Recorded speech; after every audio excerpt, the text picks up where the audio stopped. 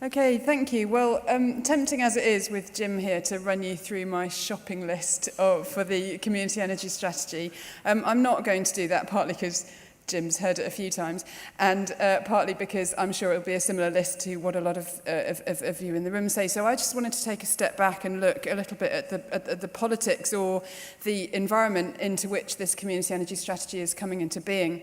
And yesterday, actually, I met a guy called Ashish Kumar, who's a social entrepreneur based in Bangalore. He won an Ashton Award a few years ago, and Ashton introduced me to him. And he's got this amazing project, which I won't explain, but it's basically providing very low-cost solar schemes to households who before have had no access to electricity. I was desperate to talk about his work, but he wanted to ask me about UK energy markets and policy, because he's over here doing a fellowship looking at UK energy markets. And as we sat there in Starbucks, the more questions he asked and the more I kind of explained all the, privatisation onward stuff, it just got weirder and weirder, really. And it's that opportunity to try and explain yourself or your nation to someone who comes from a very different season, very different country and very different situation. It just made me think that, we don't have the system we have because it's the best system. We have the system we have because we kind of arrived here. So it got me thinking about what assumptions there are behind this system, or even kind of what delusions there are behind this system. So I'm going to give you three what I think are assumptions, maybe delusions about our energy system, and talk about how community energy might overcome them. So the first and very politically topical one is that a lower price per unit of energy is a good thing, and that a higher price per unit of energy is a bad thing. Why did we start thinking this? In other European countries, especially Scandinavia, prices per unit of energy are far higher than Britain, but we don't have the same headlines. It's actually much more to do with the building stock rather than the cost of energy. It's a lot more to do with who owns that power and who distributes it and who supplies it than it is about the unit cost of energy.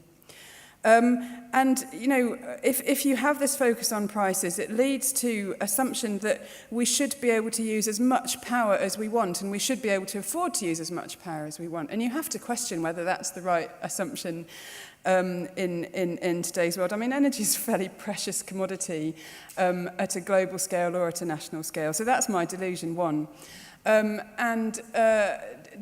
Delusion two is that we have a liberalised energy market. We don't have a liberalised energy market. We have a very complex set of institutional arrangements, which we call a market, in which government pays a combination of private and not so private companies to provide certain services or contracts to consumers. But it's all, that system is designed by government and managed by regulators.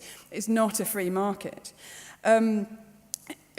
This market was created sort of 20, 30 years ago. If we were privatising now, we would do it in a very different way, and we would have very different outcomes that we wanted from our energy market, in inverted commas.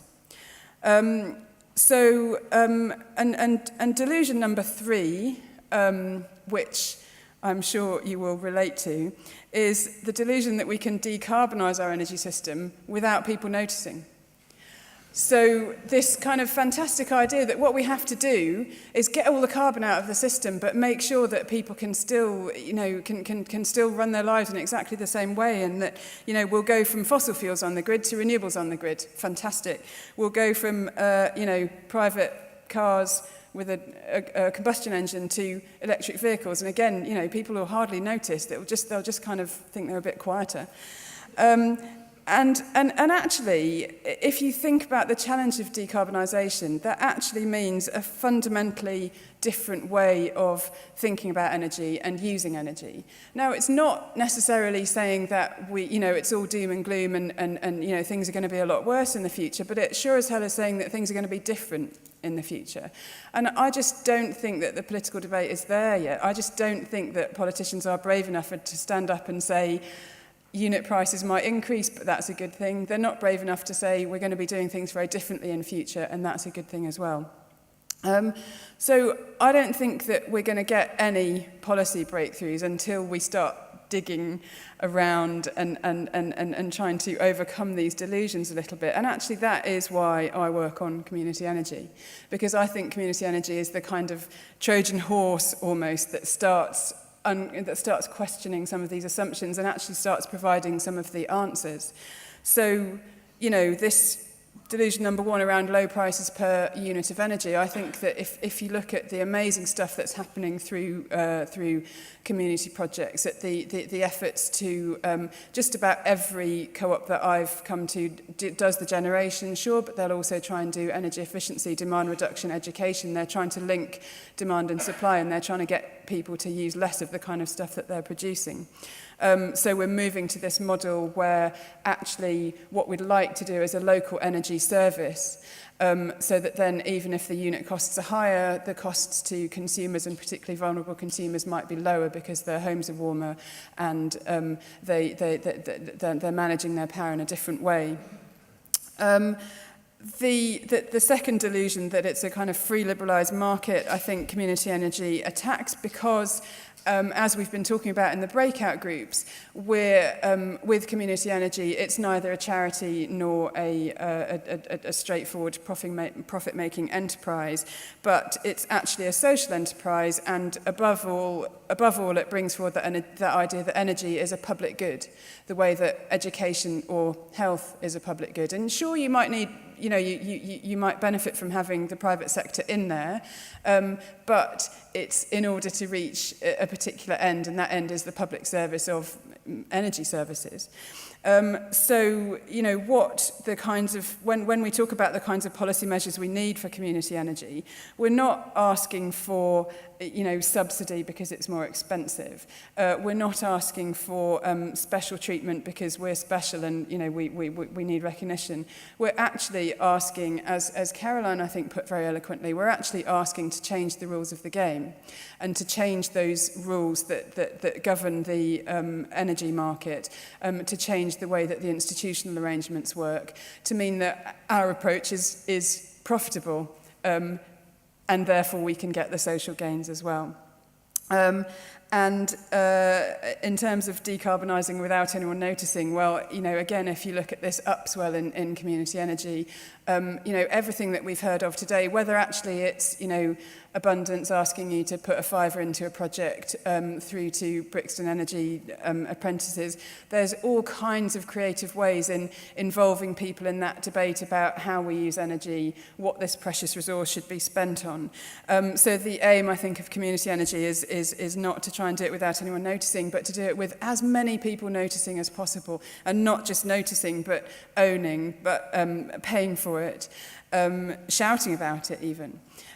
So I think that this sector that we're all part of here is actually a kind of a chink, a kind of breakthrough into the kind of system we need to see in future, and the policy framework needs to recognise that, and needs to nurture that sector, needs to nurture that niche, and that actually means changing the way the mainstream operates, rather than just kind of giving us some nice extras on the side. So, you know, in very headline terms, what I would want to see in terms of policies coming from government, firstly, something that we've talked about quite a lot today, much more about how communities can work in partnership, how they can be part of a sort of ecosystem in which commercial players do stuff, local authorities do stuff, and communities do stuff. Sometimes you can't even tell the difference between those. I think that would be a really good position to arrive at. So policies to encourage partnership. I think there has to be something in the strategy that breaks down the barriers between supply and demand. So whether that's some kind of local supply option where communities can actually sell their power locally. And I know that the number one question people ask of generation co-ops when they set up is, how can I buy the power? So something around supply. Well, I think we've got to have a sort of plea for proportionality, because the hurdles that you have to jump in order to do a community project are way out of proportion with the size of the project in megawatt terms or in financial terms, and some kind of streamlined system has to be essential if you're going to do lots of small things instead of a few big things. And Lastly, none of us is in this for the money, but there does need to be a stable and predictable financial environment, not least so that community projects can go out and get finance. So those are my very headline asks of the strategy, and Jim's writing some of them down, which is very nice. Thanks.